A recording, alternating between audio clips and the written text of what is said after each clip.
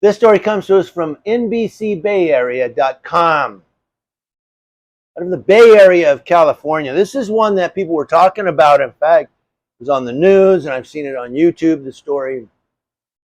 Finally going to cover it. Trying to get caught up. So much going on with law enforcement right now. But 9 current and former police officers in the East Bay face federal charges after a raid by the FBI, Federal Bureau of Investigation. It's like by the federal FBI.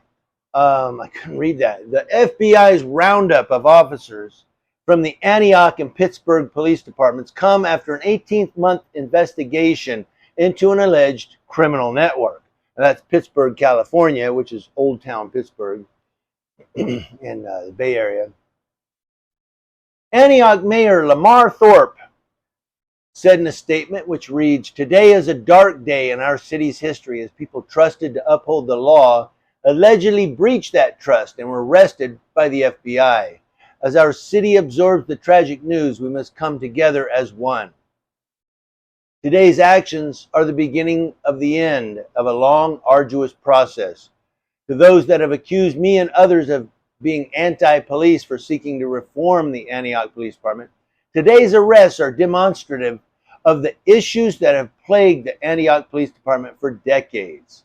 Seeking to reform the Antioch Police Department is not anti-police, it is pro our residents and pro officers that have served and continue to serve with honor." So, and I don't know why when I read that one sentence, I thought of, we must come together as one. We are the world. We are the people. I don't know, moving on. I think strangely. I know. I digress. I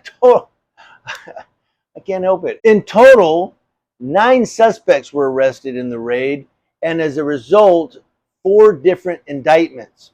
At least 7 defendants appeared in court for their arraignments. The charges are wide-ranging, including conspiring to distribute narcotics, altering and falsifying records of a federal investigation, wire fraud, where officers allegedly defrauded money from police departments, civil rights violations, and obstruction of justice. Now here's a list of some of the officers who appeared in court. Mortiza Amiri, who's Antioch police officer. Patrick Burhan, a former cop. Ernesto Mejia Orozco, a former Pittsburgh police officer. Samantha Peterson, former Antioch Community Services officer. Wow, they got community services officers in on this.